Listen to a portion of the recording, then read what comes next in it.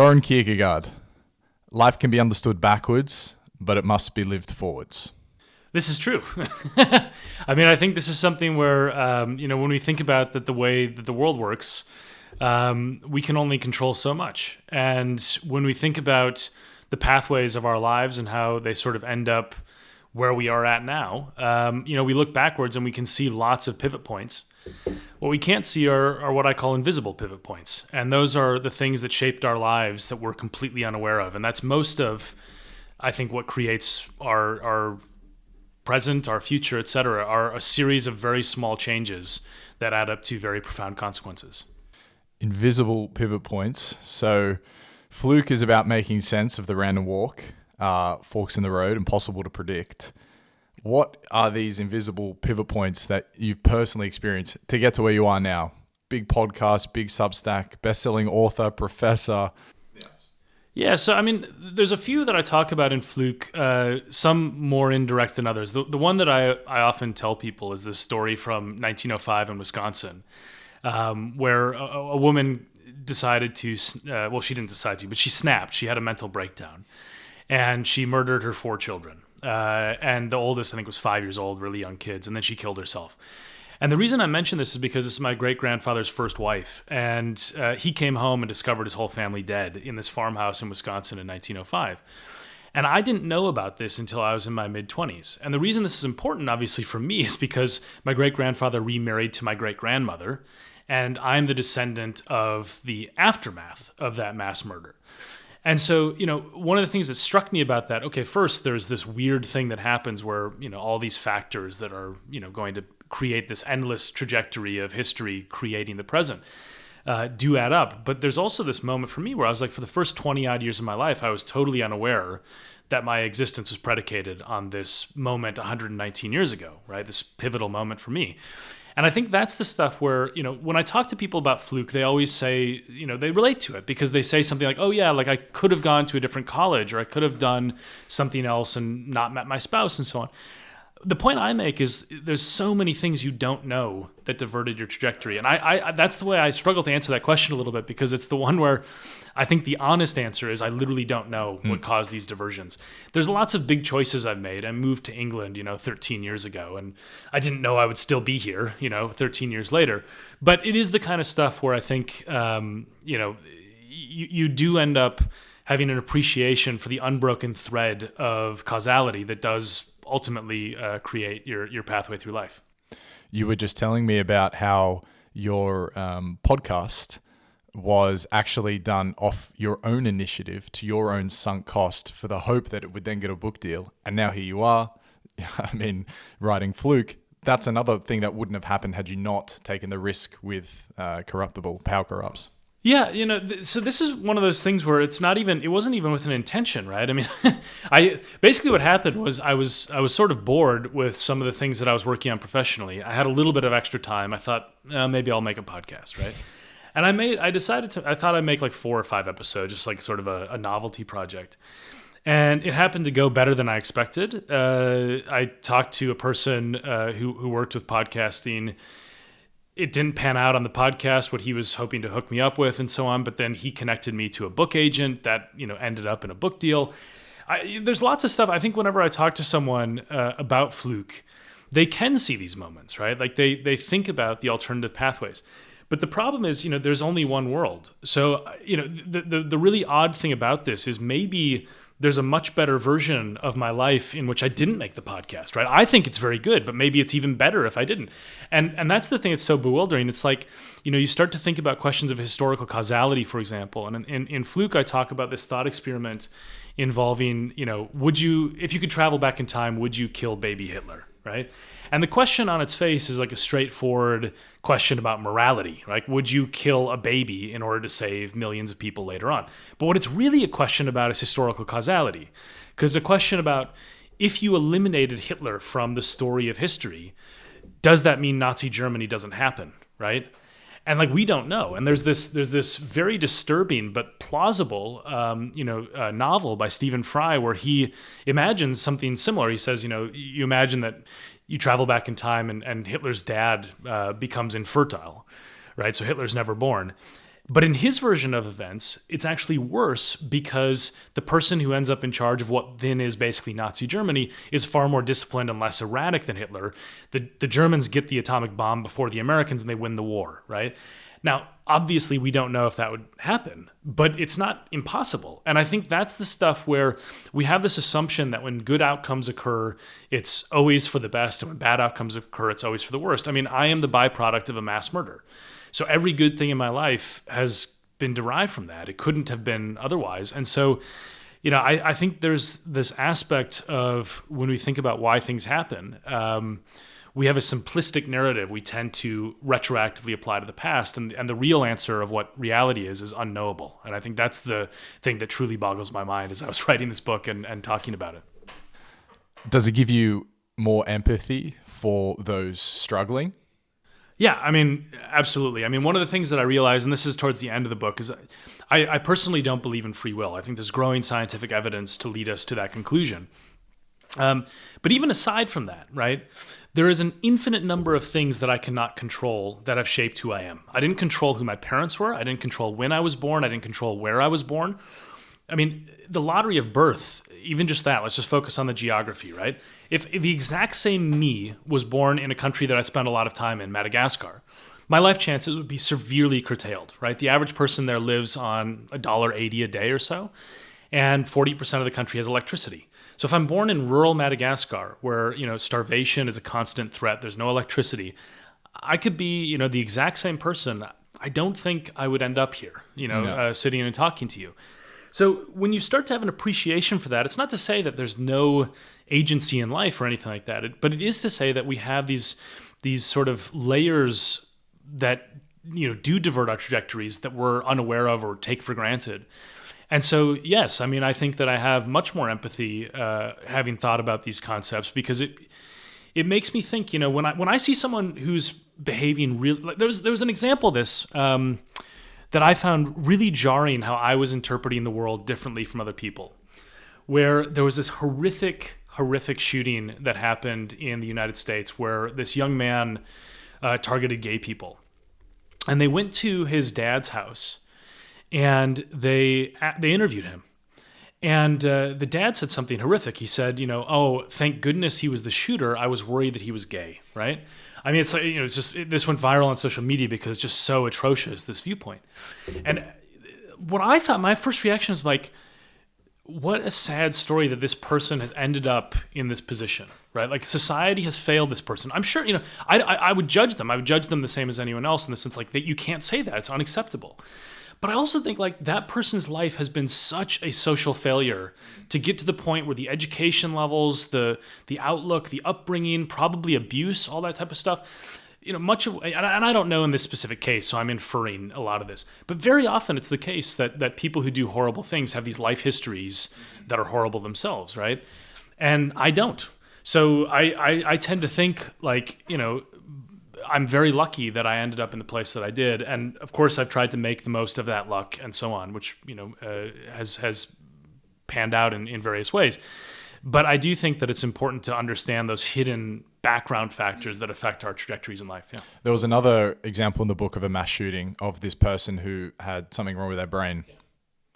Yeah, so this is a story of it's horrible. It's one of the earliest, famous mass shootings, because they've obviously become much more common these days in the U.S. But this is at the University of Texas, and this guy basically started hearing voices in his head that told him to kill people, and he was resisting this. Like, he was aware that he didn't want to do this, but he had this really strong impulse, and so he ends up killing two family members. I think it's actually his wife and his mom, and then goes to the clock tower at the University of Texas and guns down a whole bunch of people.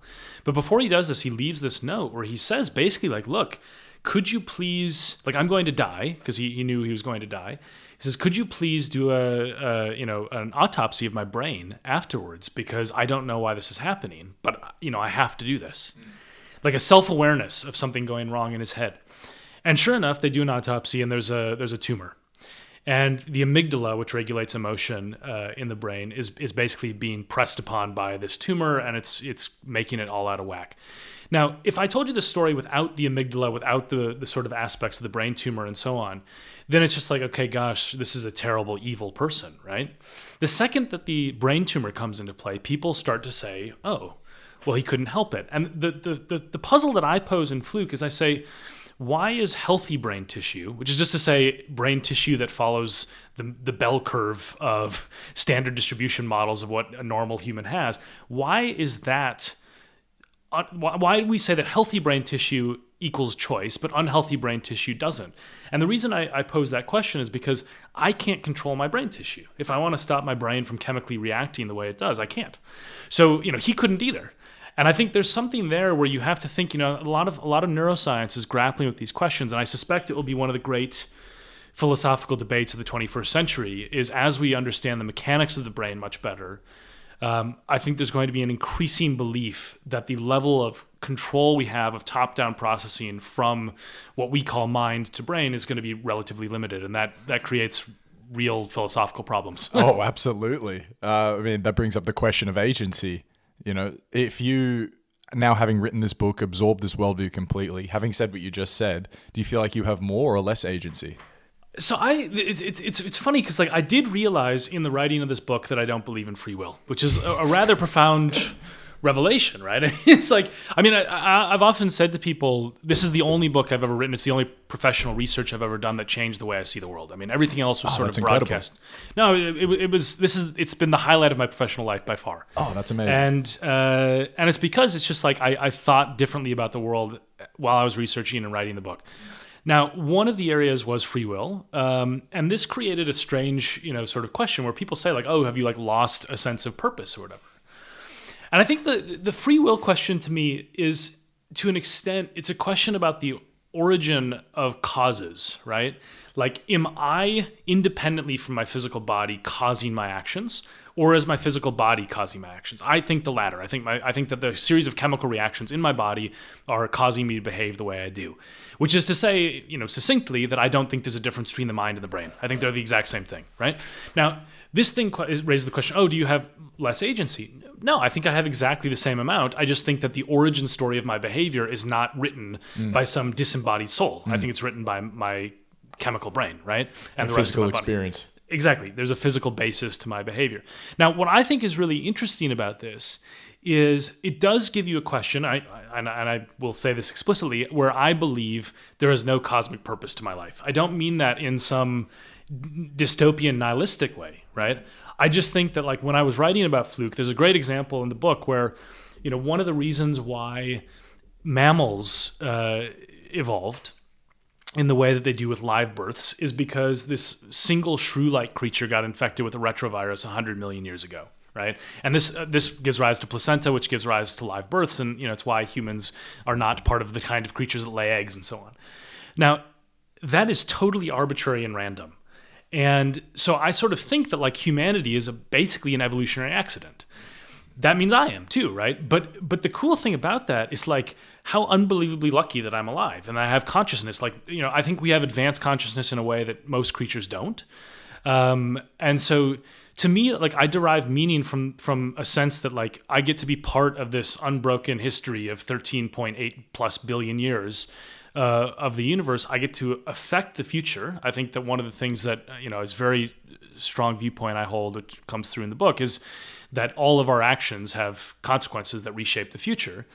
So and I get to spend so much time on the planet, interacting with cool people and doing cool things and enjoying the experience of life and so on. And for me, that's enough, right? And I think there's a lot of people who when they get confront the idea that maybe there's no cosmic purpose to life, find it really dystopian and so on. I say, I don't know, I enjoy existence. I enjoy being part of this bizarre thing, even if I can't totally divert the trajectory because I'm this physical being and so on.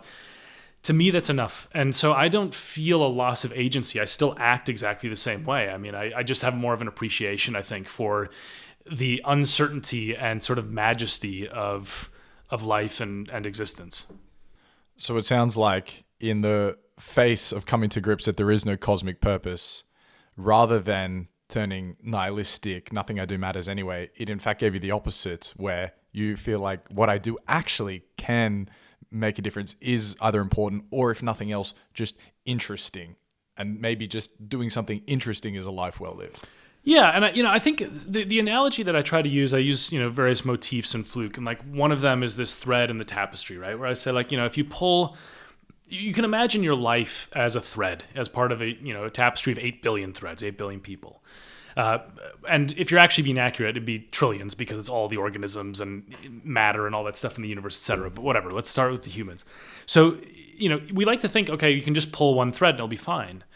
Actually, if you pull one thread out, the tapestry image changes slightly. And we don't know how much it changes, right? But I mean, I can tell you that the world would be different, in my opinion, if the thread of Donald Trump had been pulled out, right? Or if the thread of Hillary Clinton had been pulled out. There would be a different world. I mean, so some people might have more short-term impact than others, but every thread is important in making the image of the tapestry.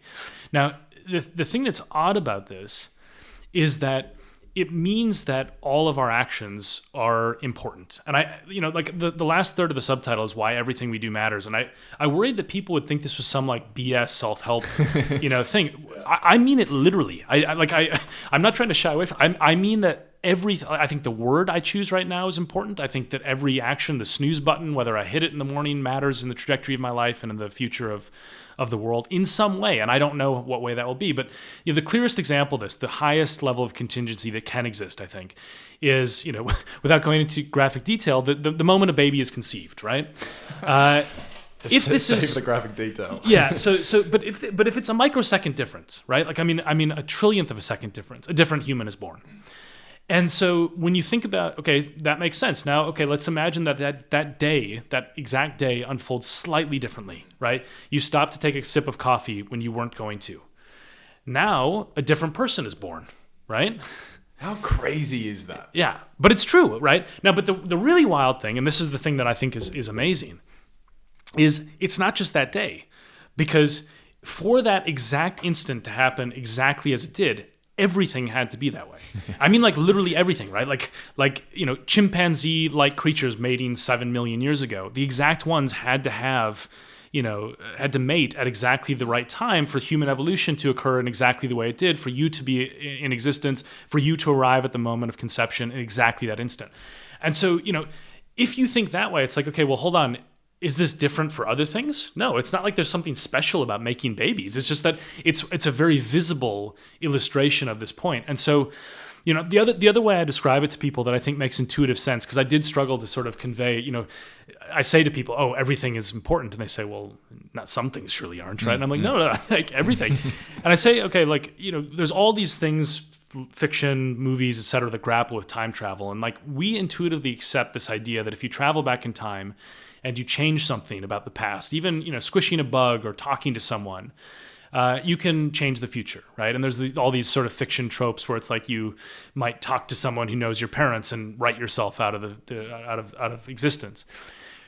The world doesn't have two forms of causality, right? So if that is true in the past, that is also true in the present.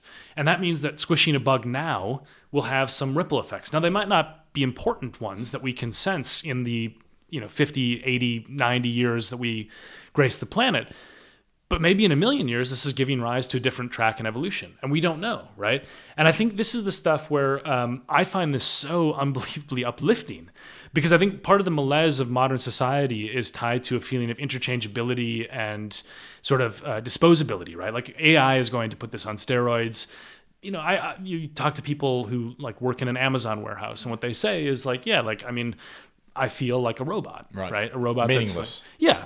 And I think that's the antidote to that is not to constantly try to say, oh, actually, if you had a high status job, everything would be better. It's instead to say, like, look, I can totally sympathize that you're not enjoying your day-to-day life, which you should probably change, but or try to change. But it is something where the flip side of it is that everything that person is doing is shaping the future in some way. And that to me is so uplifting. So a lot of people, they look at a book that's about randomness or chance and they find nihilism. I'm trying to make a very strong case that the opposite is true, that this gives us new meaning that's different from what we tend to think about with the world, but that it's a kind of meaning that is very, very worthwhile. Yeah. It's such a call to action. In the face of this impossible randomness is in fact the call to adventure, really like the opportunity of a lifetime. Are you familiar with Nassim Taleb's Blindfold metaphor? No, I don't remember this one, no. Okay. I've read lots of his work, but I can't remember.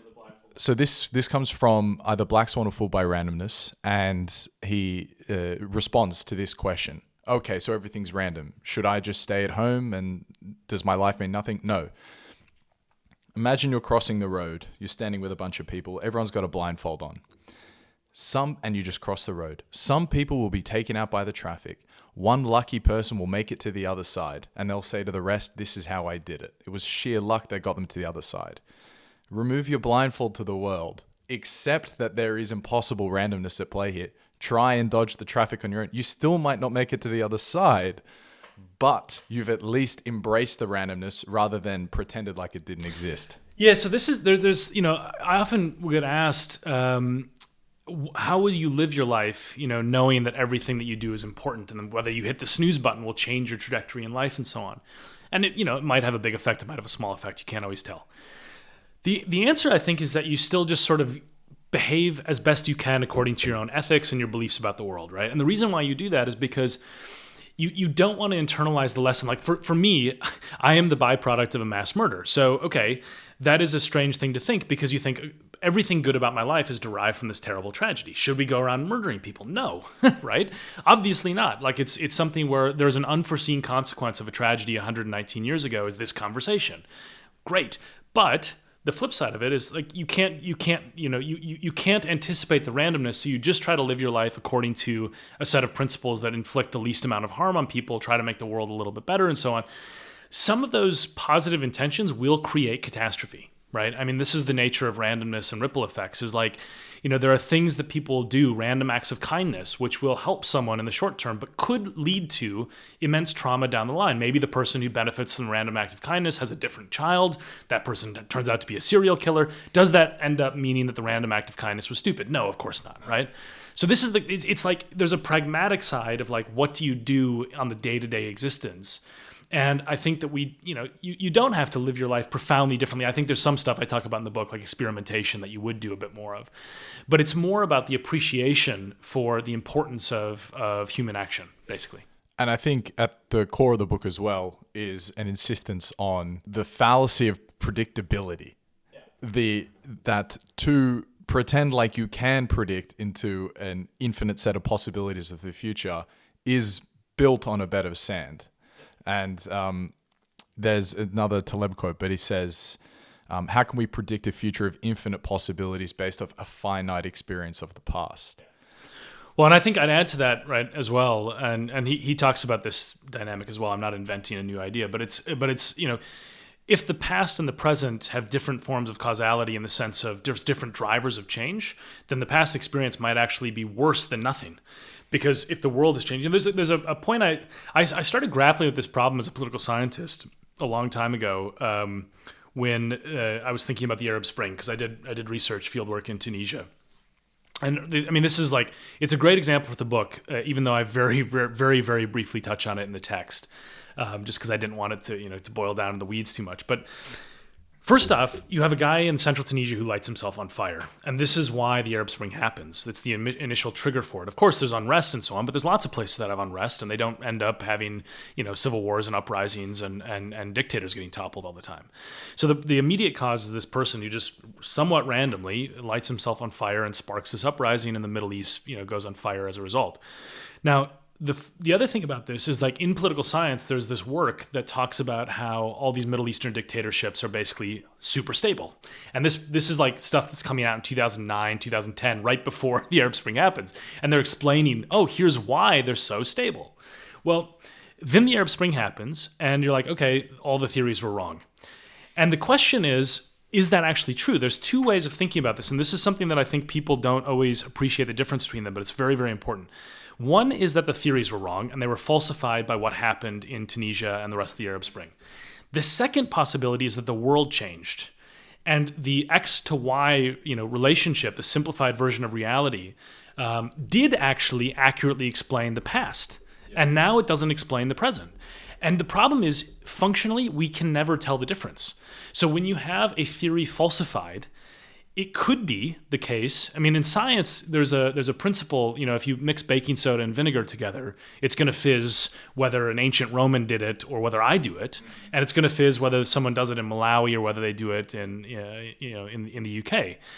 That's not true for social relationships. The time, the place, the exact moment of causality can shift outcomes, right? So you can have stuff where it's highly predictive in the short time period in the past and then falsified in a different context. It doesn't mean the theory's wrong. It might just mean that the sort of aspects of this are different. And so, I think there's a lot of stuff we don't appreciate. I'd also say about predictability, I mean, to my mind, there's a serious problem with modernity, which is that the way that the world works is not the way that we're told the world works. And I'm not some crackpot who thinks that modeling is useless, right? I think we should model. I think for the pandemic, it was useful to model and so on.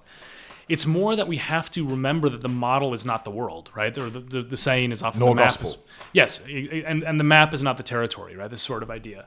And the reason for this is because when you think that the model is the world, you start to have this illusion of control. So if you think that there are 5 variables that are important to predict outcomes, and you can manipulate those variables, then you start to think, oh, well, okay, all I have to do is tweak this and tweak that, and that's the recipe for a positive outcome. And we always end up with disaster when we do that, right? I mean, these unintended consequences, there's complexity that we're ignoring and so on. So I think there's been an internalization in modern society. A lot of businesses, a lot of politics, a lot of economics, et cetera, internalize this false lesson that, if we just had a slightly better model, we would be fine.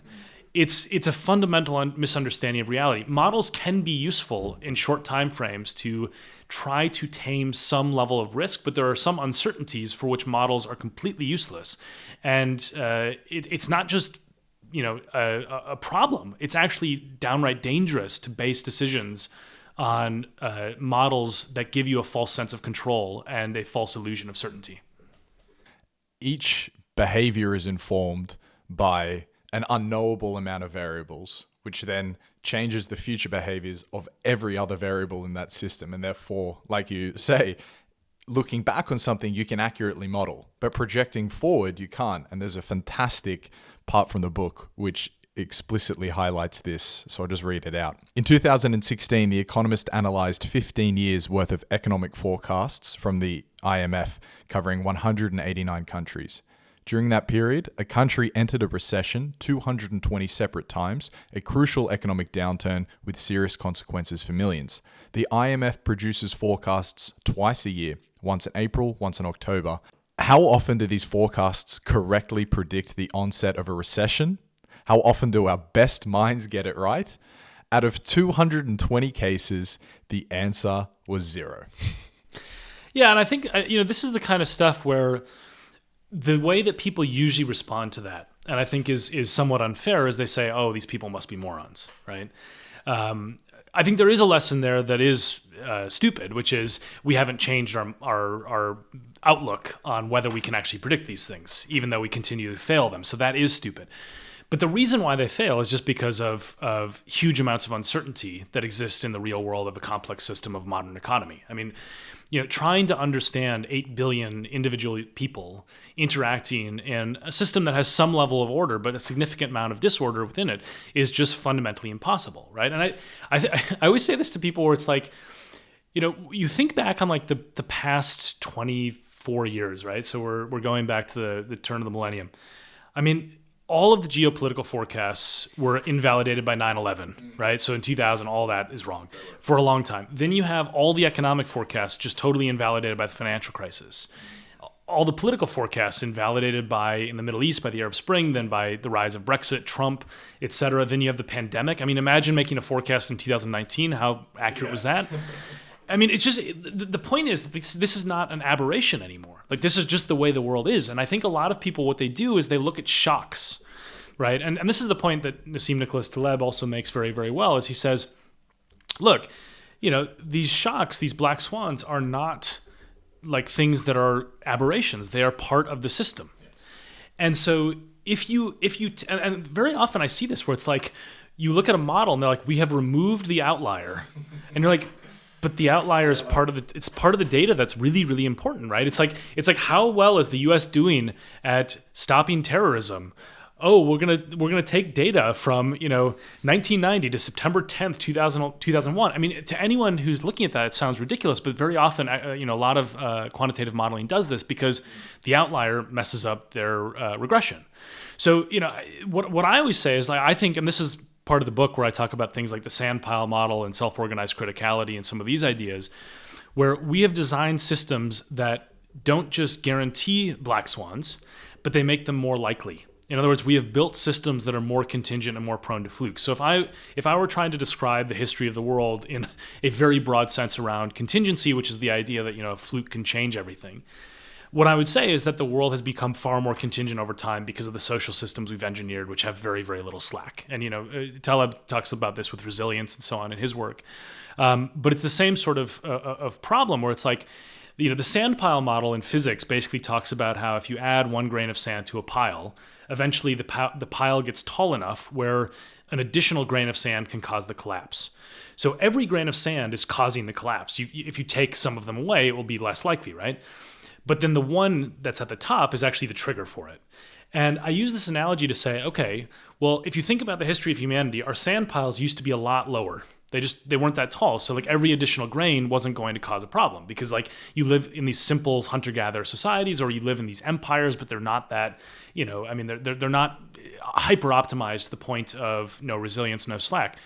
Today, we have so much optimization in systems that we falsely believe we can control that a single boat getting stuck in the Suez Canal, according to one estimate, caused $54 billion of economic damage, right? And like that just wasn't possible 40 years ago. Like a boat gets stuck in the Suez Canal, it would be like annoying, but like it wouldn't destroy a huge amount of global trade. And so this is why the modeling is so important to understand. It's not the same as reality, because if you believe that you can control these things, you optimize to the absolute limit, and that creates contingency on steroids. And that's what I think is happening right now. And just to compound on that same effect, how interconnected we are across cultures, how much our population is getting bigger and bigger day on day, and then as well how interhinged our entire global economic system is, from financial markets all the way down to half the stuff in this kitchen is probably almost certainly actually from another country. And yeah, like you say, amazing with that sand metaphor. The bigger it gets, the harder the fall. Yeah. Well, and also the more frequent it is, because when it collapses, it never collapses to zero, right? It collapses to a still very large sand pile.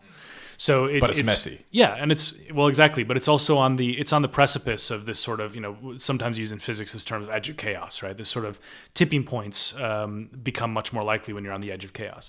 I mean, the thing is that I find interesting intellectually here is that the world is substantially more interconnected, but if we're talking about it from like a physics or chaos theory point of view, it's not different in how it's actually operating in reality, in the sense that, there were ripple effects when somebody in ancient Egypt did something. It's just that they like took a very long time and had very modest impacts.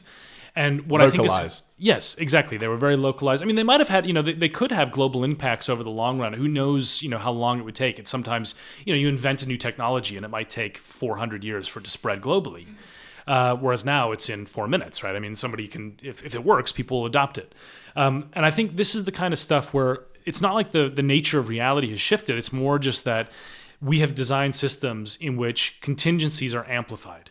And that's a fancy way of saying when stuff goes wrong, it goes wrong really fast and has much bigger outcomes for a larger proportion of the population. The pandemic's the perfect example, right? I mean, there's debate about the origin story of the pandemic, but whether it's a lab leak or whether it's a zoonotic, transmission, one virus infecting one person upended the daily lives of billions of people, for years. I think that is I was thinking about this during the pandemic. I think that event is the event that affected the largest proportion of the population of any event in human history, in terms of their daily lives. I don't think there's any other event that has literally changed how almost everyone on the planet lives on a day-to-day basis, other than the modern pandemic. And even compared to previous pandemics, the Spanish flu affected lots of countries, but it did not cause total shifts in governance, economics, daily life, behavior for pretty much everyone alive, and that's an extraordinary thing. So Nassim Taleb echoes throughout the whole book. I just wonder when he came into your life and how he shaped your worldview. Yeah, I think I read, I don't know exactly, but I read Black Swan shortly after it came out. And I think one of the things that I like about that book, there are some things where I disagree with him on, or take issue with how he presents ideas sometimes. But for the most part, I think his work was a brilliant corrective to a lot of thinking. And what I did get inspired from him by when I was writing Fluke was, in addition to his ideas on uncertainty, which I found hugely, hugely helpful, what he basically did is say, like, the entire edifice of economics and predictive forecasting is wrong. And like, that's an incredibly bold thing to do. And, I'm doing something sort of equally arrogant in Fluke, where I'm saying, I think the worldview we have about like the nature of reality is incorrect. And I think if I hadn't read Black Swan, it's not just that I was affected by the ideas. I was affected by the scale of the ambition and saying, screw it. Like, I think I'm going to say what I think is true. It sounds, a little bit insane to say I think most people have fundamentally misunderstood how the world works. But I sort of said, okay, well, you know what? Like, I think that. So maybe I should say that. And that's what I've written. So, but I don't know exactly when it was. When I was researching Fluke, I reread Fooled by Randomness and The Black Swan, and they were, they're excellent in their density of ideas and so on. And so I think he's a renegade thinker who has done a lot to challenge conventional orthodoxy and so on. And I think it's something where I would like more people to take a step back from things that are conventional wisdom and challenge them, because I think it is something where, there's a difference between doing this from the realm of like, anti-vax conspiracy theories and stuff like that, where people are challenging the orthodoxy based on just misunderstandings of science, compared to questioning assumptions within good faith critiques of how we understand very, very complex dynamics of cause and effects, which is what he does. Not going after one system in particular, but rather the thinking that informs the systems overall. Yeah, I mean, this is the stuff where like, I think there's another thing that I haven't, I wrote in Fluke, I have a line I say a few times where I say I'm a disillusioned social scientist. What I don't go into in detail, because I don't want to make Fluke autobiographical, but like I've just felt like a fish out of water in my own field for a long time. Like, and it's not because I'm clever or different from my colleagues or whatever. It's just like I went to these political science conferences, and I would listen to these papers, and they would do excellent research. I mean, there's a lot of people in political science who are doing amazing things, and I'm not trying to denigrate any of their research.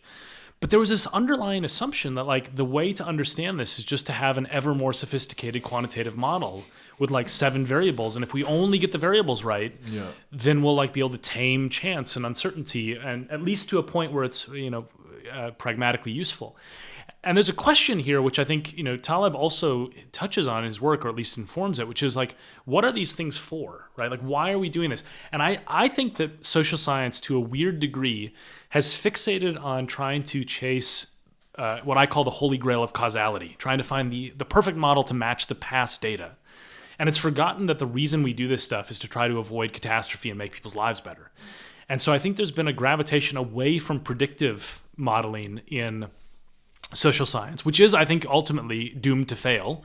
But it could be doomed to fail less than it is now if we get better at it, right? And so, I don't know. I'm a very unconventional political scientist in this regard, but I do think that there is a lot of stuff baked into the assumptions of modern social science that are just fundamentally wrong. This really echoes an experience I have as well, and I just wonder what you make of it.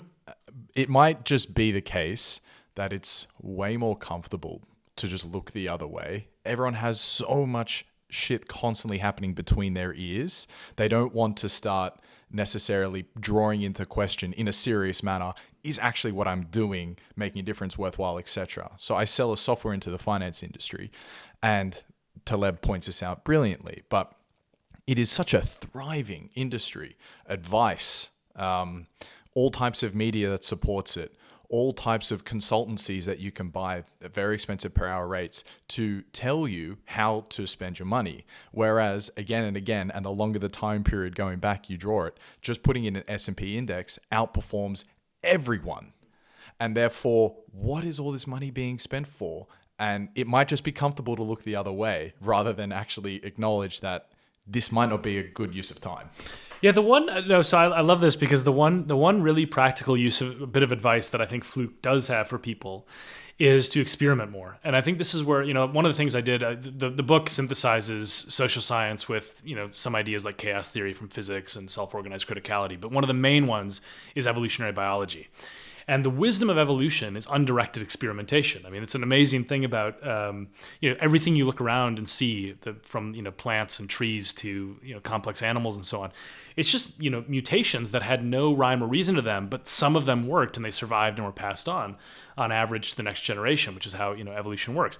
Now, the lesson for us is that this is something. It's the smart way to deal with radical uncertainty. If you truly have no idea how to make a decision, you should experiment more. And this is where the advice gurus are a mistake, because the advice gurus are telling you, oh, we understand something that is impossible to understand. And we're going to tell you what to do, and there's going to be groupthink here. And it's also going to be confirmation bias, right? So one of my favorite stories, I stumbled across this, it's like one of the great joys of researching a book like this is you go down you spend just days reading about the most random thing, and then it ends up being like 300 words in the book. Yeah. And one of them it's about this group of hunter-gatherers in Southeast Asia where they cultivate rice and rubber. And rubber is this kind of crop that basically, as long as you plant it in the same spot and basically treat it well, it's going to grow every year. So there's no problem. Rice is highly sensitive to weather patterns and crop soil quality and so on, all this type of stuff. And these are unpredictable to the people because they don't have good climate models. They're hunter-gatherers. What they do to plant the rice is they have this belief in sacred birds. And there's I forget how many there are, there's a bunch of them that they think are sacred. And they basically watch the movements of these specific species and they use them as omens for where to plant the rice. The amazing thing about this is they've developed basically a random number generator, right? Because the birds fly in effectively random patterns, and it's also random because who sees the bird moving and then who subjectively interprets what that movement means. And so through that randomness, they've actually made a system that works much better than the directed choices of the surrounding groups that plant rice. Because in that moment of uncertainty, they basically just diversify. And so, it's one of these things where identifying a system that how it works exactly, right? Sports are a great analogy for this. Coin flips are a great analogy, where the rules are always the same, the dynamics are always the same, etc. In those closed systems, you should optimize. It makes sense. You shouldn't do something that's not going to work.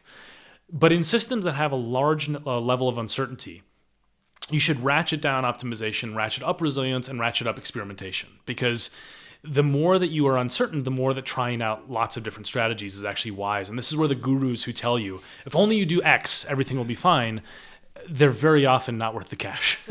Yeah, evidently. I mean, most of the time the guru is the blindfolded person who met it to the other side of the street. That they cannot recognize the randomness and luck that got them there in the first place. But what should one do with that lesson? Well, I think there's a few things. I think on your daily life, I think experimentation is really wise. And I have to internalize this more than I do already. It's something where, I can give all the advice I want to, but I'm still a creature of habit. I don't experiment as much as I should.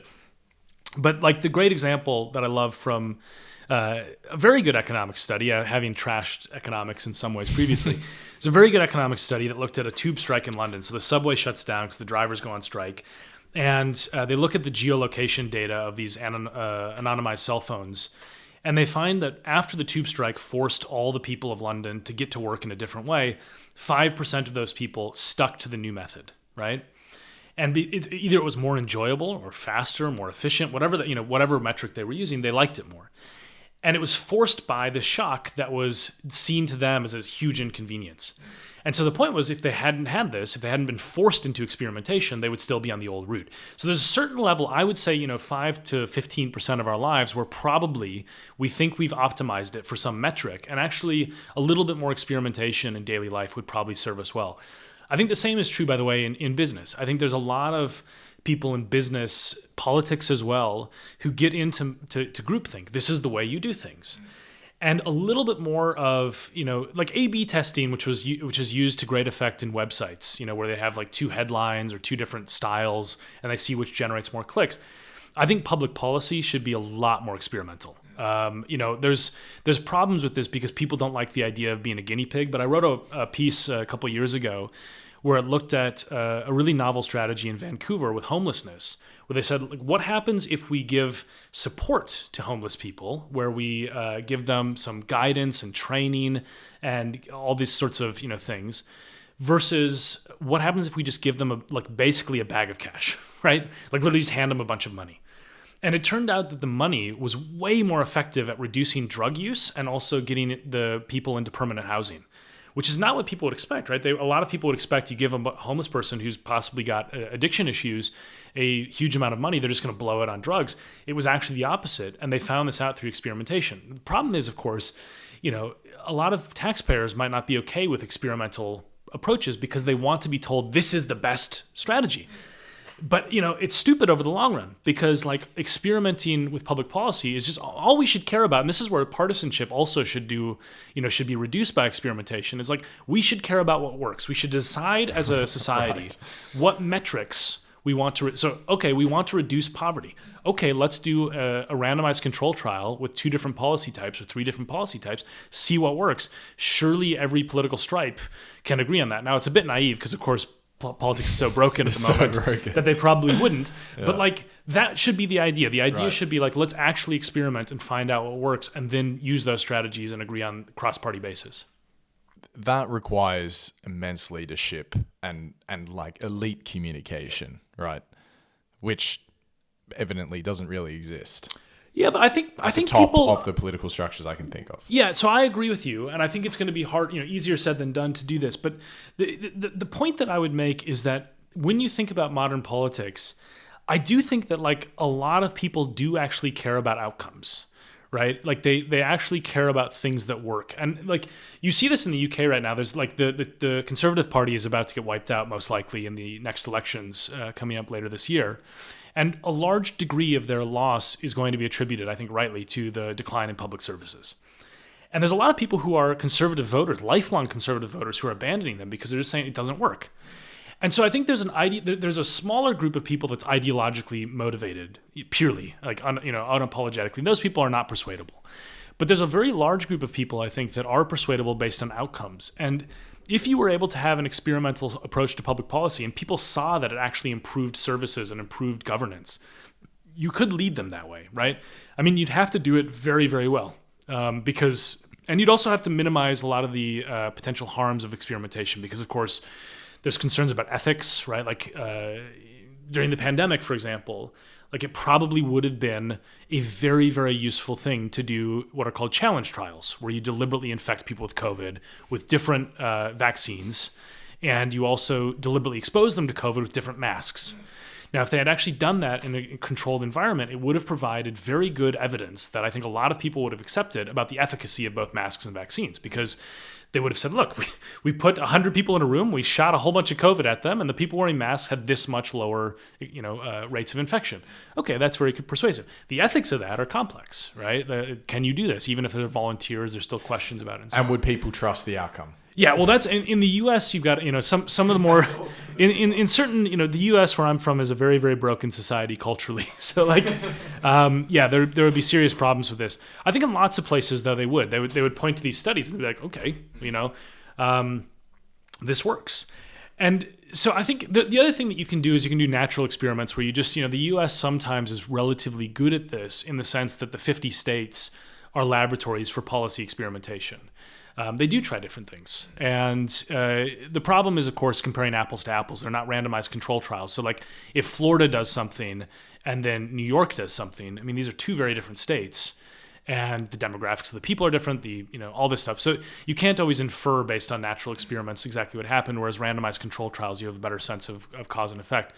I just think that you have to have a leader who can prime people to say, look, there are a lot of things that we think we know, which we don't. And so we're going to try various approaches. And if one of them turns out to work better, we are totally fine with abandoning our partisan belief and just going for what works.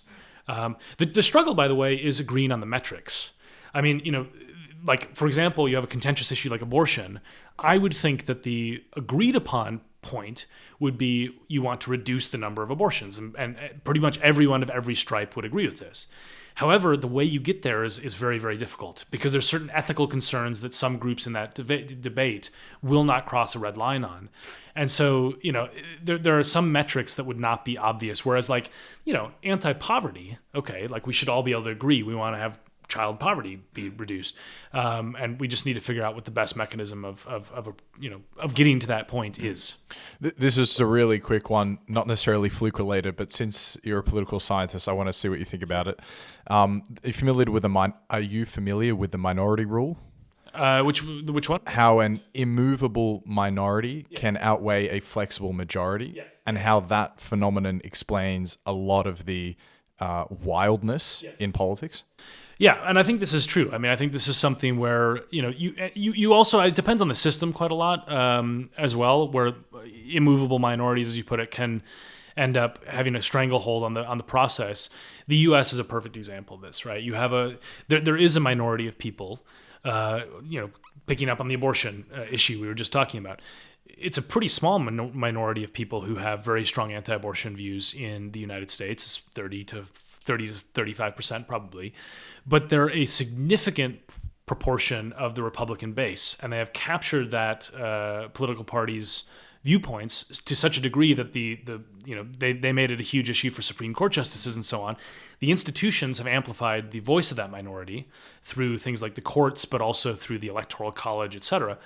So what I think is important is to try to find, this is where I think there are conversations around modern democracy that deal with reform that need to be much broader than the standard recipe of just tweaking things here and there. I think we need to have more policy experimentation.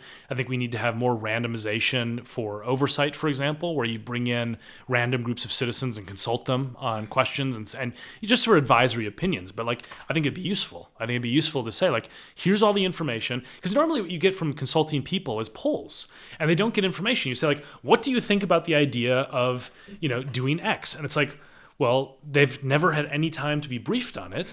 It's just like a knee-jerk reaction to it. If you have like a random citizen assembly that can provide advisory opinions, you can say, like, look, we're going to bring in like 10 experts of different political views who are going to brief you on this idea, and we want to get your take on this. A randomized group of citizens thoughtfully considering things, that's a much more valuable opinion to my mind than a poll where someone calls you and says, hey, what do you think of this thing you've never thought of before? And then basing a percentage on that belief, where they might be swayed by being more informed by the actual evidence and so on.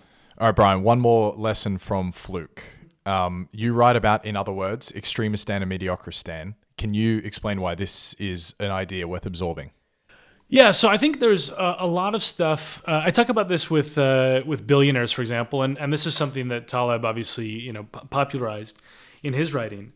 Because randomness produces extreme outliers in some traits like wealth, and this is echoing Taleb again, you have this sort of backwards inference that wealthy people must be clever, right, or must be talented. There's a great model that I came across, and this is much more recent, so it's not in Taleb's work, where economists work together with physicists, and they make this fake version of the world. And they basically create a normal distribution of talent, which is true. You're going to have some very talented people, but like nobody in the world is a billion times talented than somebody else, right? More talented than somebody else. Whereas wealth, you do have people who are a billion times richer, right? And so this is the kind of thing where they were trying to figure out the relationship. And of course, there's going to be some loose correlation between talent and wealth. What they found was when they modeled this with this fake reality, they said, let's randomly inject luck into the world. And it will be like a lightning strike, right? Which is the nature of luck. Every so often, somebody will get struck by lightning, and this will benefit them in the model. What they found, which I think is intuitive when you hear about it, but it's not the way we think about the world naturally, is that where is the lightning most likely to strike? Well, it's most likely to strike in the middle because that's where almost everybody is, right? Almost everyone in the world is distributed close to the average level of talent. There are some people who are very talented on the long tail on one side, and there are some people who are very not talented on the long tail on the other side. But like the lightning is far less likely to strike in those places just because there's fewer people there. And so every time they ran the simulation, what they found was that the person who ended up the richest in the world was almost always from the middle level of talent, because they just happened to be the person that got struck by lightning 3 times. Whereas the person on the long tail was either not getting struck by lightning or was only going to get one lucky event or one unlucky event. And they found a very strong correlation between luck and wealth in their model. And so I think this is the kind of stuff where, the more that you systematically analyze these aspects of uncertainty and randomness, the more you have a healthy appreciation that the sense that we have that we deserve all of our success and we deserve all the blame for our failure is just untrue. And I think this is where you start to go from economic modeling to philosophy and sort of life outlook. Every success that I have had has been derived to an extraordinary degree from things that were out of my control that I take no credit for. And every failure I've had has been the same. And that makes me feel like a little bit better when things go bad, and it makes me feel a little bit less like I should be arrogant or full of myself when things go well, because I've benefited from a huge amount of invisible luck that has struck me repeatedly in the lottery of birth, having supportive parents, getting a good education, all these things. Being in the right place at the right time. Completely. I mean, all these things are things that were out of my control. And, as I say, if I was born the same body in rural Madagascar, I wouldn't be talking to you. And so that internalizes the lesson that, cut people some slack, and also don't beat yourself up so much. A lot of people, this is the not to go into the self-help territory too much, but this is the stuff that I really find dangerous about the modern self-help world is, the American dream and the offshoots of some of the evangelical prosperity gospel, which basically say you can call prosperity into existence. It's just sort of up to you. It makes people believe that they are responsible for all of their failures exclusively. And that is something that I think has been internalized by a lot of people who really struggle in the modern world, where they think like every time that they don't have the life that they dream of, which is sold to them, by the way, by the American dream, like the way that you have a happy life is to have a huge house and a huge car and all this type of stuff, ever more stuff. That's sold to them. And then when they fail to achieve it, they think, oh, I'm a failure. And it's like, no, like there's a very complicated world out there, and you have some control, but you don't have as much control as you've been told. And I think that's a lesson that's worth remembering. And the more you absorb the worldview of Fluke, the worldview of the Inserto, the more you can identify where the randomness is striking and maybe move towards it. You're going to be more likely experience an offshoot of randomness in a big populated city where you're hanging out with people in a direction that you want to go. But you can only ever go directionally. You can never actually find a specific track. And this is a pretty cynical take, but I, as an example of what you just said, a lot of the masters of the universe, the richest people in the world, they exist in San Francisco, and they made a lot of their money in the last 20, 30 years, and they made a lot of their money by being various types of investors. And it's not because they're 150x smarter or more talented than anyone else. They happen to be there, and they happen to be in such a small insular town where they knew a bunch of really interesting people creating businesses that needed money. And all of a sudden, I mean, I can think of one specific name, but it would just be mean to call them out. But you're not 100x smarter than the next person. You're 100x luckier. It doesn't mean you didn't work extremely hard, because you absolutely did. And good on you for making such a success of yourself. But that 100x difference is not attributable to you. No, and I think this is something where, we misunderstand the world in a very, very deep way when we write history backwards, right? And this is exactly Taleb's point about the narrative fallacy and so on.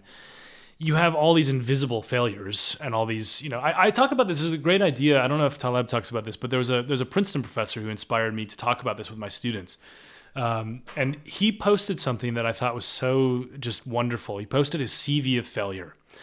And a normal CV for an academic, is a couple pages long, all the publications, all this stuff.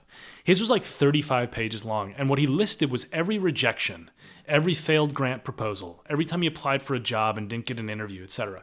And it just ran page after page after page.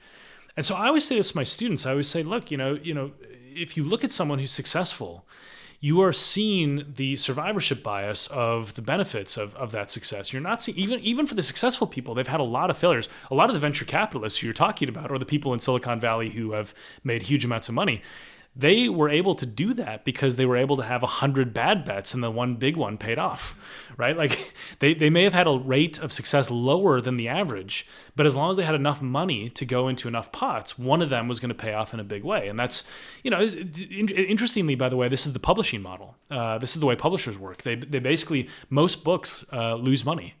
And every so often you get a Harry Potter and it subsidizes, or a Sapiens, right? And it subsidizes the rest of the authors for like 10 years. Like Sapiens is subsidizing every other book because it just went so big. How big did it get? I mean, tens of millions of copies. Right. Huge amounts of money. J.K. Rowling, she's a multi-billionaire, one of the richest people in the world. And actually, this is a great story. I met the man who bought Harry Potter at Bloomsbury Publishing, and it was a small boutique publisher, and she had been rejected, I think, 16 times, maybe something like that. She kept the letters, right, and she's posted them before. She'd been rejected for the manuscript of Harry Potter like 16 times before. And this guy at Bloomsbury, like he hands it, I think it was to his daughter. I can't remember exactly how old she was, maybe like 10 or 11 or something. He hands her Harry Potter, like prints it off. And he told me the story anyway. I don't know, how true it is, but he told me the story. He says, I came down to breakfast the next day and she had not slept. And she said, "Daddy, buy the book." And he paid like I think it was £2,500 for the rights to Harry Potter. I think that's probably the best investment anyone has made in the modern world. But incredible. But it's, but like the other 16, like they weren't stupid. Right. They just, they thought it wasn't, people have done witchcraft before. Maybe it's not a big market, who knows? Like, this is the point where, is that man way smarter than, no, he just he happened to hand it to his daughter who happened to love the book, who happened, and maybe there's a world in which Harry Potter just doesn't get produced, she just gets her 17th rejection and that's it. So I think there's stuff like this where, we always infer backwards. And then those people who are successful are the ones who tell us how to live. It's a very stupid way to take advice. So if you just think of it probabilistically, there is undoubtedly a graveyard of a million ideas, better than Harry Potter, better than Apple, better than anything, which just did not have the appropriate strike of luck at the right time. Yeah, there's one idea in the book that I really am fascinated by as well, which is the idea of what I call lock-in. I'm not sure if there's a technical term for this, but it's basically the way I describe how every so often you have something that arrives, technology, whatever, and then it gets solidified in some way that persists. My favorite example, by the way, is about dogs in the book, where Victorian-era Britain, these rich aristocrats who were bored basically decided to create breed standards for the first time, and basically all dogs that exist today are derived from those breed standards because it locked in these physical traits. Before that, dogs were defined purely by their function, and then all of a sudden in like the 1870s, they start to be defined by their appearance. And this is why, I've got a border collie, and like there was literally a trial in Scotland to determine what a border collie is because someone sued over fraudulent sale. And this locked in the breed because like you had to say, if I'm going to call this a border collie, it has to look like this. So my dog is derived from this lock-in. But the more obvious example is the printing press, right? So English has been a language of immense flux for a very long time. And if you look prior to the printing press, the spellings are super diverse depending on who's doing the transcription and who's writing and where you are in the English-speaking language and so on. All of a sudden, the printing press comes around and you've got to standardize.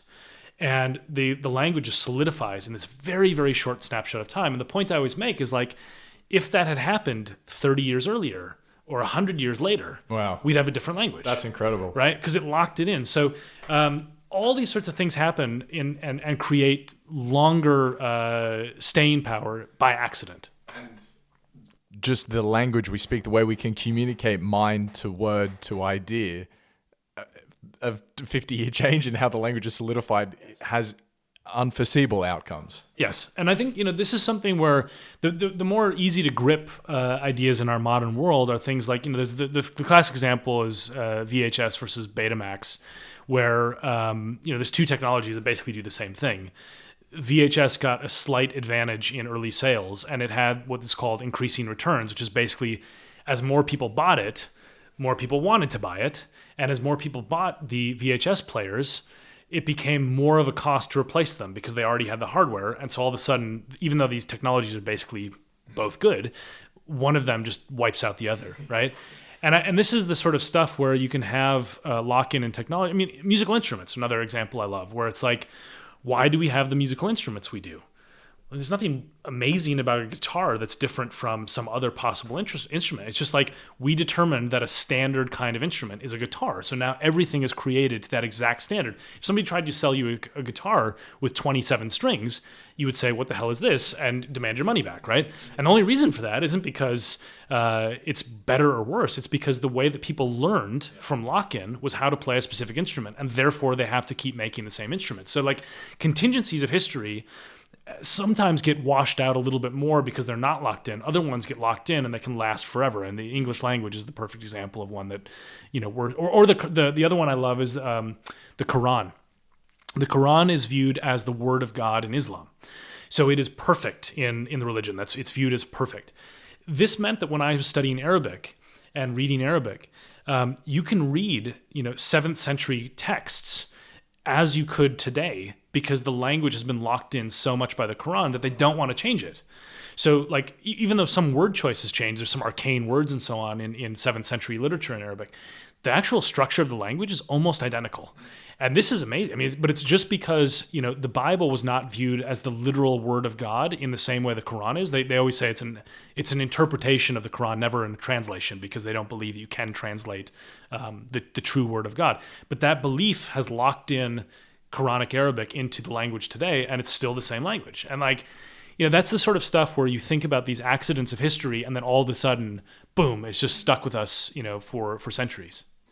It's really evident how passionate you are about the ideas that have come through this book. You say it changed your worldview more than any other project you've ever done. But I can just say that really comes through, shines through. That's an amazing what you just said. To round off the Extremistan V Mediocristan point, it's worthwhile noting that you're swimming deep in the waters of Extremistan, book publishing, podcast production, and as well Substack. And I think I'm not exaggerating if I say you're at the tail end of all three of those distributions. So congratulations. I mean, either there's been extraordinary luck that we've been talking about here, or there's some exceptional talent. There's when I think about my own path, there is a huge amount of luck. And these are the things that are the visible pivots, right? So as I said before, there's lots of invisible ones that I don't know about. But there's so many things. Like one of the things that happened early on in my academic life was I submitted a journal article to a journal. And they took like 7 months to get back to me, which was very frustrating. It was like, I want to get this out, it's 7 months. And after 7 months, it narrowly got rejected, right? It had like several positive, one negative review, whatever, it's fine. But the point was that happened on the exact same day that a terrorist attack happened in Tunisia. And I had been in Tunisia up until very, very recently. I was doing research there. So a main outlet, a news outlet, Foreign Policy, reached out to me and said, could you write something about this terrorist attack? Now, I whipped up this article in the span of like 2 hours because it was an urgent news request. And it was read by like 150,000 people. It was the main thing online at the time about this terror attack from someone who actually understood Tunisian politics. And that that happened on the same day, right? So I get one rejection from the journal article on the same day as this Foreign Policy article gets read by 100,000 people. And it had this reaction in me where I said, hold on, I need to do more public-facing stuff. Because, like, obviously there are people who are interested in some of the ideas I have. I can imagine if I had gotten accepted for that journal article, or if I had not had it arrive on the same day, or that terrorist attack hadn't happened, which is a contingent event, maybe I wouldn't have had this pivot point in my career where I decided to do more media-based things, totally. More outlook.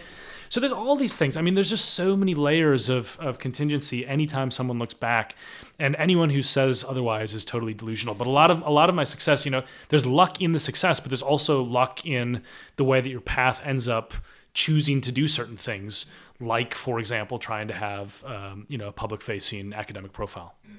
Amazing. Thinking about the next 20 years of media and journalism, I feel like that's a perfect pivot from what you just said.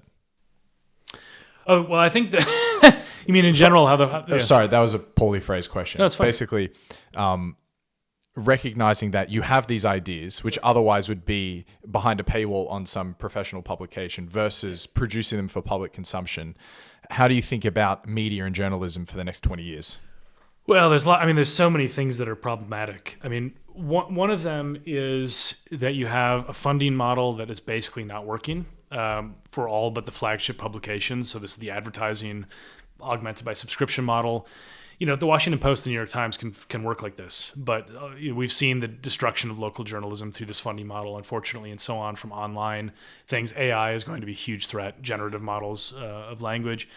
There's other stuff, I see this a little bit on Substack. I write a newsletter for Substack, and it creates a very strange financial incentive model because a relatively small amount of people paying in directly to the writer actually can get them to their salary much faster than you would expect, right? I mean, if you're making $5 a month from a subscriber, I mean, you need 1,000 subscribers to have a salary all of a sudden. And that's equivalent to what, a starting salary might be in some journalistic outlets. So depending on if you're working for the New York Times, it might be substantially more. If you're working for local press, it might be substantially less. But the point is, the thing that I find dangerous about that model, and this doesn't affect me as much because I'm mostly writing about big ideas, right? So I'm not feeling like I'm captured by my audience. What I do, I have heard from a person I know who will go unnamed, is he writes from the center left perspective. It's a politics newsletter, huge following, lots of money. The problem, he says, every time he criticizes Joe Biden, he loses money, and substantial amounts. Wow. Right? Yeah. And so he has to decide, he has criticisms of Joe Biden, but when he decides to hit send on those emails, he's like, I'm about to delete $5,000 from my income. Do I want to do that? Yeah. Right? And, whether that is subconscious or not, or consciously done, it creates an incentive structure where it's called audience capture, where if you have a partisan audience, you become more partisan. You start writing more extreme stuff. The audience becomes more extreme. It's a ratcheting effect, right? And I think this is happening to an increasing degree in the sort of independent outlets that are becoming more fragmented and so on in the modern world. But that is something that I think is really dangerous. And as I say, if you're a science journalist, less prone to these problems, or if you're like what I do, Less subscribers too, though. yeah, well, that's also true. I mean, it's easier to. I did know. I mean, I will say, I knew that I could make a lot more money if I wrote an anti-Trump newsletter. I mean, I don't. I'm very unsupportive of Donald Trump, to put it mildly, and I have written about this extensively. There's a lot of people who want to have, anti-Trump views constantly reflected back at them, and will pay for it. But I think that there's a lot of people already doing that. I wanted to engage in bigger ideas and so on. But there is this stuff, right? There's if you're purely trying to make money, there are incentives that exist in the modern media landscape, which are not aligned with what's good for society. And I think that's true in AI. I think it's true in some of the funding models for local journalism, and I think it's also true for the fragmented independent journalism. That's such a fascinating insight from your friend there, because according to the media I've consumed, the sort of personal content creator is supposed to be the way out of this broken journalistic model where you're paying for your political viewpoints reflected at you. Yeah, I think because where does that leave us? They're both broken in that way. I mean, this is the stuff where when I wrote for the Washington Post, I used to be a weekly columnist for the Washington Post, and my editor was great. He was always saying, write about stuff that's important. Well, the problem is I couldn't see the actual numbers of clicks. I didn't have access to the data. But what I could see were the number of comments. And there's going to be a rough correlation between the number of comments and the number of readers, right? And I wrote this piece about Thai politics. And, I study Thai politics, Thailand. What I think was a very important piece about the nature of geopolitics between China and the U.S. and all this type of stuff, and some big questions.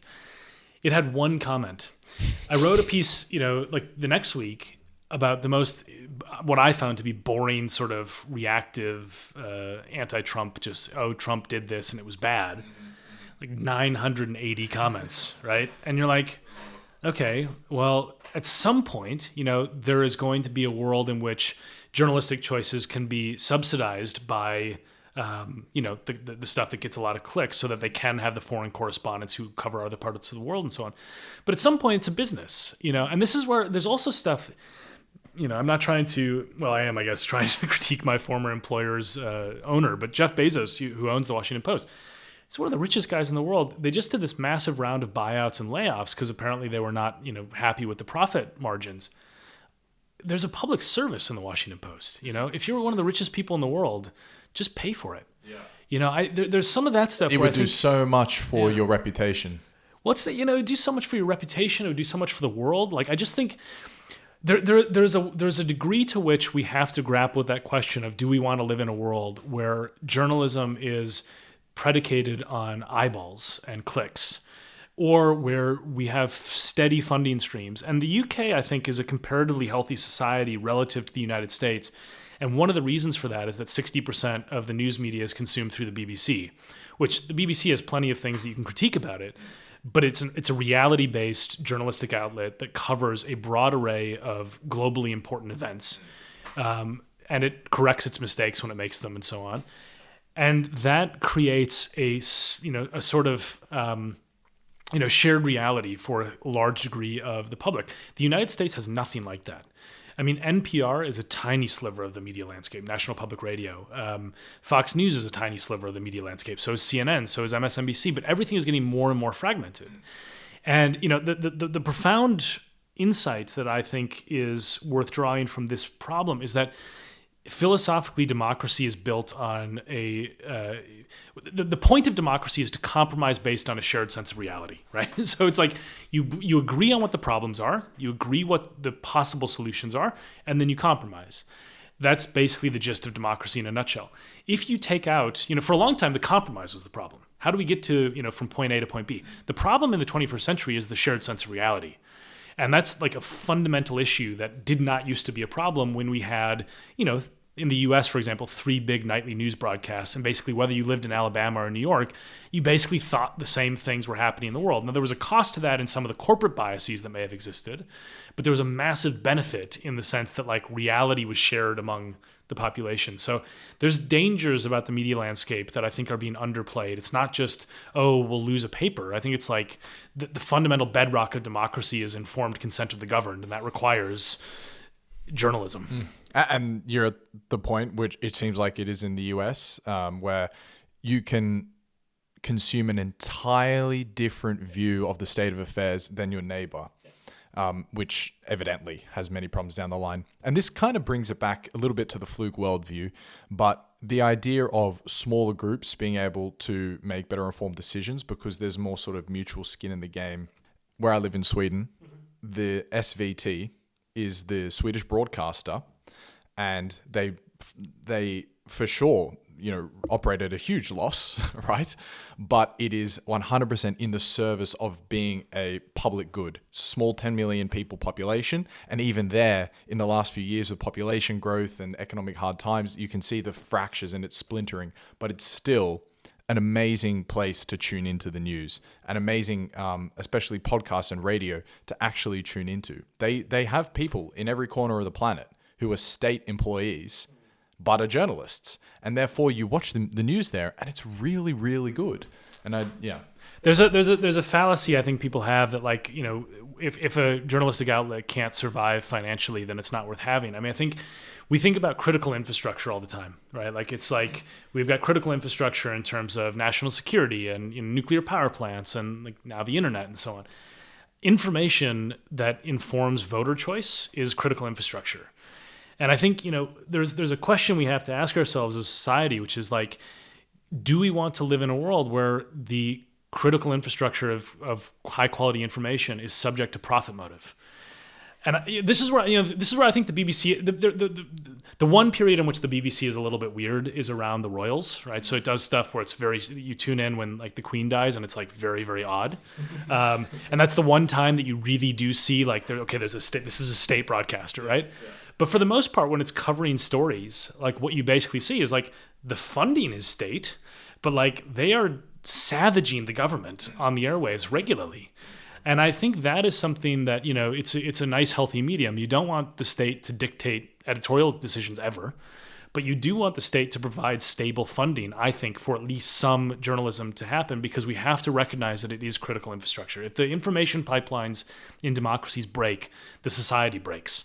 And the US, I think, is like the perfect test case of this. I mean, you're seeing, I watch this as an American living in the UK, like, I despair for my home country. I mean, it's utterly broken. And it's broken in ways that are very dangerous for the world. And I think it's almost exclusively down to the information pipelines. People believe things that are not true. And this is not a small sliver of the population. It's large chunks of the world, large chunks of the population in the United States that are delusional about reality. And that's, really, really dangerous for democracy, because those people decide the future. So you say, do we want to turn over choices to people who don't understand basic reality? Well, yeah, that's the nature of democracy, but it only works if, the crackpots and the conspiracists are a fringe point of the population. They're not any longer, right? I mean, like, there was a poll, a quarter of the US population believes that January 6th was set up by FBI agents. Right. I mean, it's crazy. It's just utterly crazy. But that's a quarter of the voting population. That's the population of the UK. Yeah. Yeah. I mean, tens of millions of people. So it's a very scary thing. And I think we do need to reevaluate what is critical infrastructure. And I think information definitely fits the bill. I love that. Such a radical idea that the state media should be treated like bridges and roads and electricity and so forth. That's amazing. Well, there's lots of different ways of doing it. It doesn't have to be state media, but I think the idea that we need to be able to have good quality information for the public, whether that's private or not, as long as you just move away from the profit infrastructure. Exactly. I mean, it could be private companies that are subsidized by the state. I don't really care. All I want is for them. I don't want editors to decide what they cover based on what is going to generate clicks. I think that is a very dangerous model to go down, and I think we're there partly. I think that a lot of media outlets are completely dependent on these metrics, which are not the same as what is good for society. There's a mismatch between them. All right, let's do these last three really quickly. They're just shooting from the hip. It's not a big discussion or anything. Who are the authors you most admire? Well, my favorite author of all time is Kurt Vonnegut, who writes fiction, but it's fiction that's informed by ideas that I think are very, very adjacent to everything that I think about in nonfiction with Fluke and so on. It's really funny reading him because, he's not like an academic at all. He wasn't an academic or anything like that. His novels are totally informed by chaos theory, evolutionary biology, questions about physics and time. If you're looking to get into Vonnegut, by the way, most people get into him via Slaughterhouse-Five, which actually, personally, it's an epic piece of literature. It's one of my least favorite Vonnegut works. My recommendations are Cat's Cradle and Sirens of Titan. They're by far my two favorite novels. They're amazing, and they are totally informed by some of these ideas. Galapagos, one of his other books, it's a lesson on evolutionary biology, and it's really, really cool. In nonfiction, I'll say one of the things that one of my other favorite authors is probably, you'll think that I'm going far away from my sort of intellectual field, but just Bill Bryson I really like. He started as a travel writer, writes a lot of nonfiction stuff. The thing that I admire about him, and I think it's something that has really influenced my outlook on my own writing, is that I just have read every Bill Bryson book, and it doesn't matter what it's about. Yeah. It's just like, it's going to be interesting. And I think that's the kind of stuff that I aspire to when I write books, is to say, just trust me, right? Trust me and I will guide you into something that's interesting. It's totally, my last book's about power. This book's about chance. They're totally different realms. But I am hoping that I can retain readers, because I'm going to try, like Bill Bryson does, not to waste your time with stuff that's boring. Or not thought through. And even though he's a travel writer, he's got a great book called The Short History of Nearly Everything, which is the most readable history of science that I think exists. So yeah, it's very, very good. It's funny how many authors, specifically who I've spoken to, have mentioned Bill Bryson. Good on him. He's just a very good writer. I mean, you think about writing as a craft, right? I mean, it's like, it is a craft. It's something where you get better at it over time the more you practice it. And I read his writing. I'm like, this guy is just very, very good at writing. And it's wonderful. What is the country you're most bullish on? Bullish in the sense of it's going to, become more... You think it's got a great future ahead of it? I'm going to give... The country that should have the greatest future, which may not be an accurate prediction, I don't think it will be an accurate prediction, is Madagascar. It's one of the poorest countries in the world, but I'm going to answer it in this question because I've been to Madagascar, I think 9 times, and it's one of the most beautiful places on the planet. 90% of the plants and animals that exist there only exist in Madagascar because of evolutionary diversion. It's a completely unique place. You walk through the rainforest, it looks like Jurassic Park, right? I mean, it's like enormous ferns and all this crazy stuff. The lemurs are super cool. It is held back by broken politics, and it's the poster child for the argument that if the system gets fixed politically, the money will flow. It has natural resources. It has oil and mining wealth, all sorts of things, but its ecotourism is where it should be. I mean, but it's not stable, right? And because there's coups regularly, it's poor, it's got a broken infrastructure in some ways. I hope, beyond hope, that in 50 years, this is like the new, Bali or wherever, that like, it is such a cool country. And so few people go to it because of the volatility. But yeah, if you can get to Madagascar and you're up for an adventure, things will not go according to plan, but you will see lemurs and you will see some really cool stuff. And it's an amazing place that I hope really develops. At the moment, it's top 10 poorest countries in the world. It's very, very depressing, but I hope that in 50 years it will turn around. And I think you open up Corruptible with an anecdote in Madagascar, right? So you spent a bit of time there. I think in aggregate, I've been there for, 8 months of my life, something like that. But it's an extraordinary place, totally broken in lots of very depressing ways. But yeah, it's such a cool country. Bizarre because there's almost no modern life there other than the internet. I mean, the last time I was there were no movie theaters. Right, it was very, very poor. And most of the buildings in the capital are from the colonial period.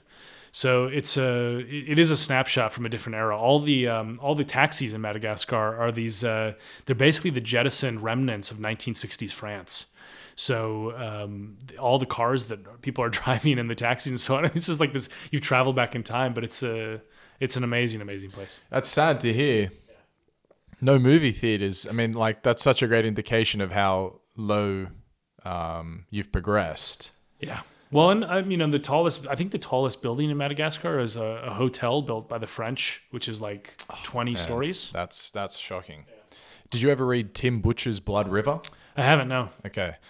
Highly recommend it because this is set in the Congo, right? So it's a different country, but I imagine very similar lessons.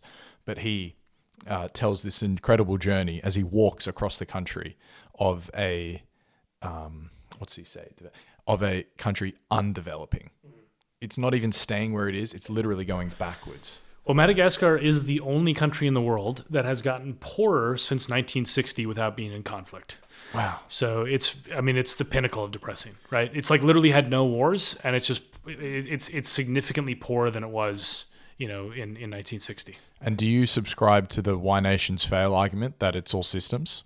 Yeah, institutions. There's a huge array of factors. I mean, the nature of Fluke suggests that there are places where the system can be broken and you can still get a lucky outcome. I mean, one of the classic examples of this that I think about is like Singapore, where Singapore is a place where if you were to travel back to 1950s Singapore, you got like lots of opium dens, massive corruption. It's sort of this backwater of the world economy. I mean, today it's one of the most cutting-edge, richest countries in the world, extremely effective governance, et cetera. I mean, it's got, a very authoritarian streak, but it has, in terms of economic growth and stability and so on, it's very, very high. And, they had a leader who basically changed the system very, very quickly. And why did that happen? I don't know. I mean, Singapore, maybe they got lucky with someone who was willing to take on some of these problems of corruption and other places didn't. So I subscribe to the idea that institutions are highly important in structuring human behavior, but I don't think that if you design the right institution, that that the country will automatically become prosperous. That's not the way it is. It's an interaction. Everything in the world is an interaction between systems and individuals, and I mean this like not just for humans, but everything, right? For animals, et cetera. The ecosystem and the individual creatures that inhabit it is an interaction, and they affect each other. So the behavior of an individual affects the system, and the system affects the behavior of the individual. And so the world of social research is trying to understand the interplay of those things. I think political science, and to some extent economics, because of modeling, overplay the role of systems, precisely because it's impossible to model individuals. So, you can't model what Donald Trump can do. You can model what the American presidency will do. I think that's why a lot of U.S. politics models have been super wrong, because they haven't taken into account the individual erraticism of personality types and so on, which Trump embodies very, very, very, very well. Each incremental moment is met with literally an infinite set of possibilities. Yeah. How can you predict it? You just cannot. Yeah, and I think the unpredictability is tied to this hubris of modeling, right? I mean, I think this is the aspect where political science and economics as well, just gave up predicting a lot. And the academic economics, right? There's forecasts made by various organizations, but like a lot of academic economics papers don't make predictions, and that is potentially a recognition of their inability to do so. But it's also something where I think we need to gravitate more towards pragmatic policy-driven research that can have, a better sense of how we can make adjustments to the world. And blind modeling is not necessarily the way to do it. I think more experimentation, as I said before, is going to be a huge, huge part of this. And forgive me if this is opening it back up, because I know we agreed to finish. Don't worry. But there's a chapter in the book about the luck of the draw geographical setup of a country. Yeah. And I made a note at the time, but why was it worthwhile to include that chapter, which could almost stand alone as its own essay in the book? Yeah, so this is basically, I call this chapter is called The Lottery of Earth, and it's more about how geography and geology shape human trajectories, not just of our societies, but of our individual lives. And the reason I put it in the book is because, believe it or not, if you look at an economics model or a political science model, the world is basically uniform in those models. What I mean by that is that you don't model geographic or geological factors at all. You might include a variable, right? So you might include, does this country have significant oil wealth, yes or no?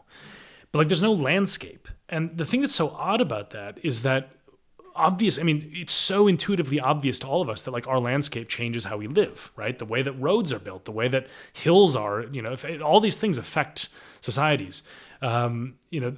There's so many things that just are swayed by geography, and our models basically ignore them.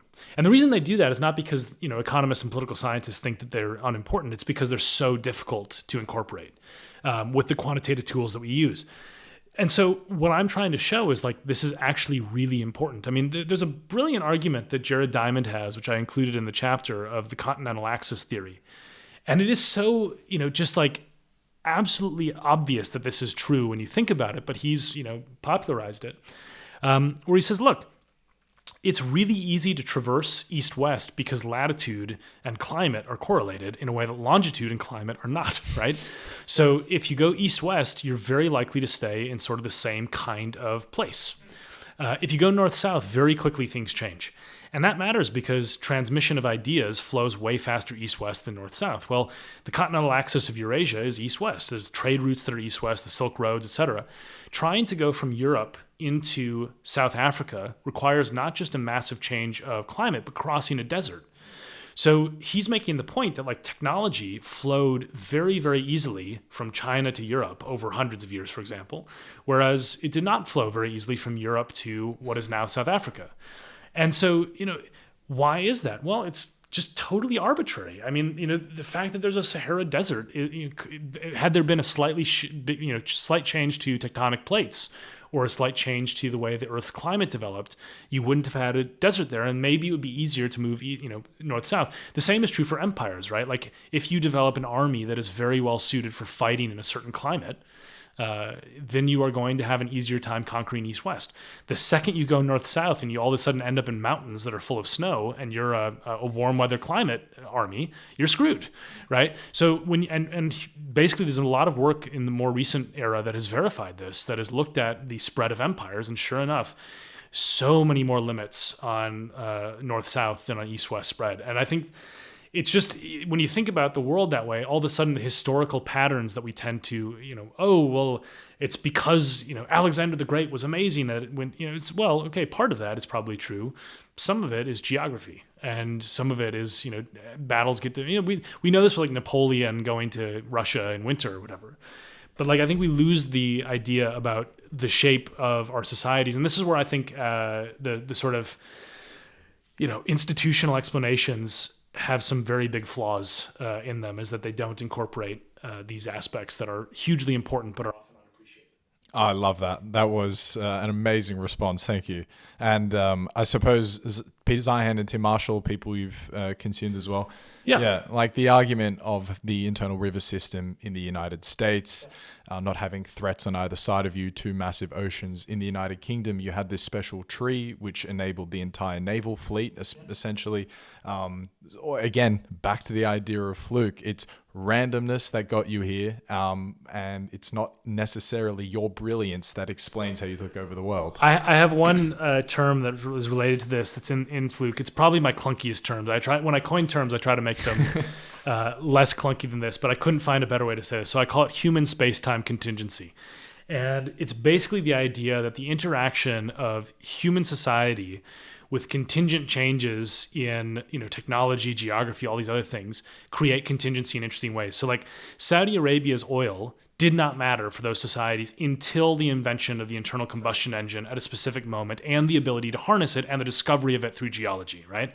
So the oil was always there, but it became hugely diverting to the trajectory of Saudi Arabia because of historical accidents around technological invention and the need to harvest oil, or extract oil rather, through wars, basically.